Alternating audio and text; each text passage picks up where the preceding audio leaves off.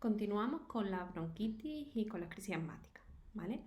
El asma es un síndrome que está caracterizado por una inflamación de la vía aérea que va a producir dificultad para respirar, disnea, sibilancia, tos y sensación de opresión torácica. Además, esta inflamación puede volverse crónica y producir cambios irreversibles en la vía aérea. Pero, ¿qué es entonces una crisis asmática? Pues son un empeoramiento del estado basal del paciente asmático. Por tanto, son episodios caracterizados por inflamación, hiperreactividad y obstrucción reversible de la vía aérea. El asma es considerada la enfermedad crónica más frecuente en la infancia y las crisis asmáticas son la urgencia pediátrica más frecuente. Aún así, además, durante los meses más fríos aumenta la frecuencia debido al carácter estacional de esta enfermedad. Al igual que con la bronquiolitis, en la crisis asmática o la bronquitis el diagnóstico es clínico.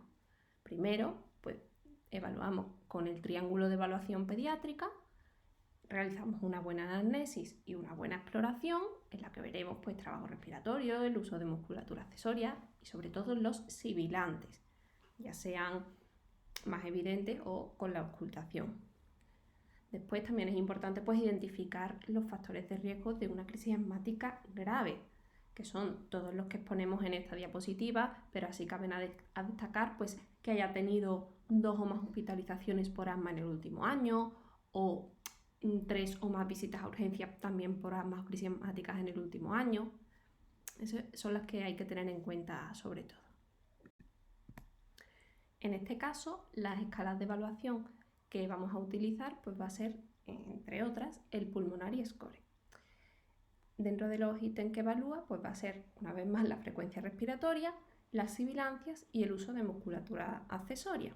De modo que si la puntuación es menor de 3 será leve, si está entre 4 y 6 será moderada y si es mayor de 6 la crisis asmática será grave. Sin embargo, la gravedad tenemos que tomarla como una gravedad global, que es añadiendo a este Pulmonary Score la saturación de oxígeno que presenta el paciente. De modo que será leve con un Pulmonary Score menor de 3 y saturación de oxígeno mayor del 94% y así sucesivamente. Pero es importante saber que en caso de que haya discordancia, se tiene en cuenta siempre el valor más grave, es decir, si tiene un Pulmonary Score de menor de 3, que sería leve, pero el paciente tiene una saturación de entre 91 y 94, lo catalogaríamos como moderado. Al igual que ocurre en la bronquiolitis, el diagnóstico de la bronquitis es fundamentalmente clínico, es decir, debemos de basarnos en la anamnesis que le hemos conseguido extraer al paciente y en la exploración fundamentalmente. No obstante, en algunos casos es necesario realizar algunas pruebas complementarias, como por ejemplo la radiografía de tórax, sobre todo si sospechamos la presencia de aire extrapulmonar, como por ejemplo el neumotórax neumomediastino. Si el paciente presenta fiebre elevada, que no mejora a pesar de tratamiento antipirético y evolución tórpida a pesar de utilizar el tratamiento de rescate que existe de elección. En casos graves o de deterioro progresivo podemos utilizar otras pruebas complementarias como por ejemplo la gasometría arterial. El tratamiento se basa fundamentalmente en 3 pilares. El primero de ellos es la administración de oxigenoterapia, fundamentalmente en gafas nasales o mascarilla con reservorio, manteniendo una saturación arterial de oxígeno mayor del 92% en niños y en lactantes mayor del 94%.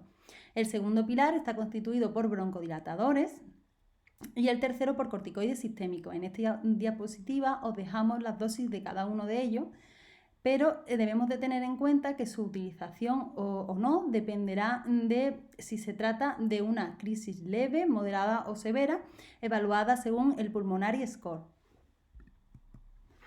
En pacientes con crisis leve utilizaremos fundamentalmente dosis bajas de salbutamol. Con 2-4 pulsaciones puede ser suficiente. Sin embargo, en pacientes con crisis moderadas, según el Pulmonary Score, como hemos dicho anteriormente, el número de pulsaciones deben de incrementarse, deben de administrarse con cámara, preferiblemente, aunque también pueden administrarse de manera nebulizada. al alta con respecto a la crisis leve, además del broncodilatador, del salbutamol, que se mandará a demanda, debemos de administrar corticoides orales, en concreto un ciclo corto de aproximadamente unos 3-5 días. En las crisis graves, sin embargo, pasaremos a emplear otro tipo de fármacos. Es fundamental tratar de mantener una saturación arterial de oxígeno por encima del 94% y además del salbutamol utilizaremos el bromuro de ipatropio y prednisona, es decir, corticoides por vía oral o intravenoso según el estado del paciente, es decir, según la gravedad que presente. En las crisis graves también debemos de valorar la derivación hospitalaria si el paciente no mejora con esta secuencia de fármacos. Es muy importante comentar y que tengáis en cuenta que tras la administración de cada una de las distintas pautas de salbutamol o bromuro de ipatropio o corticoides orales, debemos de reevaluar al paciente 15 minutos después de finalizar el tratamiento.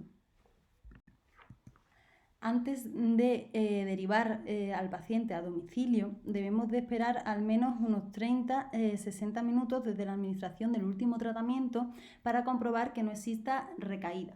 Algunos pacientes pueden beneficiarse del alta siempre y cuando cumplan algunos criterios, como por ejemplo un pulmonary score menor o igual a 2, una saturación arterial de oxígeno mayor o igual al 94% en niños menores de 2 años y una saturación de oxígeno mayor o igual de 93% en niños mayores de 2 años. El tratamiento domiciliario consistirá en la administración de beta-agonistas inhalados, fundamentalmente de acción corta, es decir, el salbutamol, preferiblemente con cámara espaciadora. Y en caso de que sea necesario, tratamiento con corticoides. En cuanto a los criterios de ingreso hospitalario, fundamentalmente, como podéis comprobar en la diapositiva, engloban pacientes que presentan una evolución tórpida a pesar de administrar el tratamiento de elección, pacientes que presentan patología de base que pueden dificultar la correcta progresión de la enfermedad y pacientes con problemática familiar, de manera que no se puede asegurar por parte de los padres la correcta administración del tratamiento.